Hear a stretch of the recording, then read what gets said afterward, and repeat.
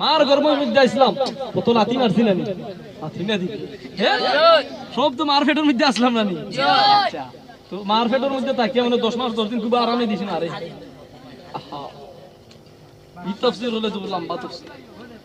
আপনি আমি যখন মার গর্ভের মধ্যে আসলাম, মার গর্ভের মধ্যে আপনি আমি অনেক লাথি মারছি, অনেক লাথি মারছি আপনি আমি, মা বাপরে অনেক কষ্ট দিয়ে মারে বেশি বেশি কষ্ট দিয়েছি, অনেক কষ্ট লাগছে মার। কিন্তু অন্য গরস আসলে সব কিছু শেয়ার করে অন্তরের মধ্যে ধাক্কা লাগে। কারণ আপনি আমি যখন অনেক লাথি মারিয়াম দুনিয়ার জিন্দগির মধ্যে ভূমিষ্ঠ হয়েছি, ভূমিষ্ঠ হওয়ার পরে তাও শেষ নাই। আপনি আমি যখন মাসুম বাচ্চা কোনো কিছু বুঝি না, বিছানার মধ্যে পায়খানা করে যাই মধ্যে, সেই সময় আমার কলিজার টুকরা মা, এত মহব্বত আপনার প্রতি আমার মহব্বত। মা আপনি আমি যখন পায়খানা করেছি, মা পায়খানার মধ্যে শুইয়া আপনারে আমারে কুলোর মধ্যে রইছে। আল্লাহু আকবার, অনেক কষ্ট করছেন আপনি আমি যখন প্রস্রাব করেছি, প্রস্রাবের মধ্যে মা শুইয়া আপনারে আমারে কুলোর মধ্যে লইয়া সারাটা রাত আবার আমার মা কাটাইছো। মাই বুঝেন ভূতের বেদন আর জানিবা খে, আর জানিবা মাবুদ আল্লাহ সৃষ্টি করছো নিজে। আল্লাহু আকবার,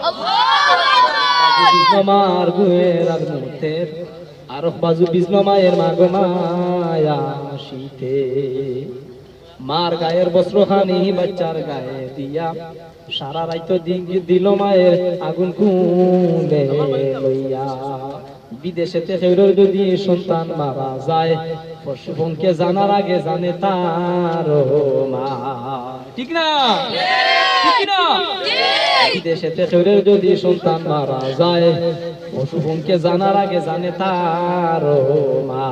জুড়ে হয় আল্লাহু আকবার, লা ইলাহা ইল্লাল্লাহ, মুশকারা করে যান এই এই ইল্লাল্লাহ, লা ইলাহা ইল্লাল্লাহ। আমার দাওয়াতে জানি কি একজন সিনিয়র আমি মুসলমান আমি প্রোগ্রাম করি, আমি শুধু একজন মজা লাগে জুড়ে লা ইলাহা ইল্লাল্লাহ, ফায়দা ইবে কেন বলবো ইল্লাল্লাহ, জুড়ে লা ইলাহা ইল্লাল্লাহ,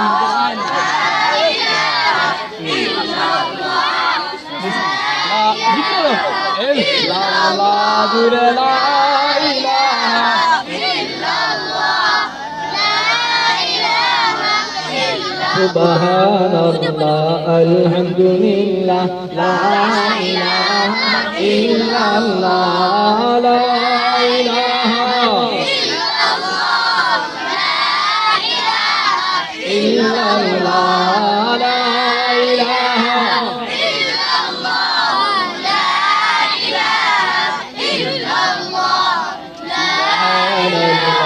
আলহামদুলিল্লাহ, ইল্লাল্লাহ, লা ইলাহা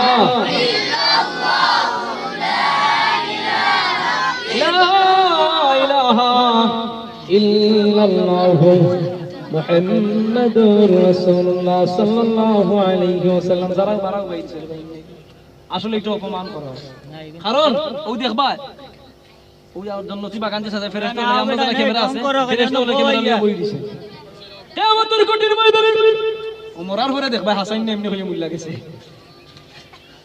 কিয়ামতের কঠিন ময়দানে কোন নেক আমল আপনার আমার না থাকতে পারে রে।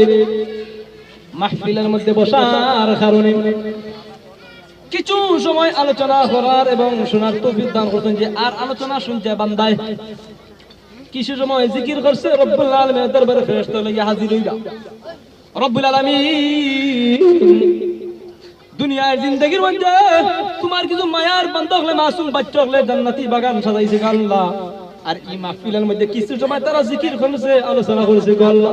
আল্লাহ কইবা ফেরেশতা ও ফেরেশতা তোমরা রাখি থাকো, আমি আল্লাহ পাক রব্বুল আলামিন বান্দা অথবা বান্দির আমি আল্লাহ পাক রব্বুল আলামিন যারা শ্রম দিতে, যারা সাহায্য করছে, আমি আল্লাহ পাক রব্বুল আলামিন দুই ব্যক্তির লাগি আমি আল্লাহ পাক রব্বুল আলামিন জিন্দেগির সমস্ত গুনাহ আমি আল্লাহ মাফ করে দিলাইব।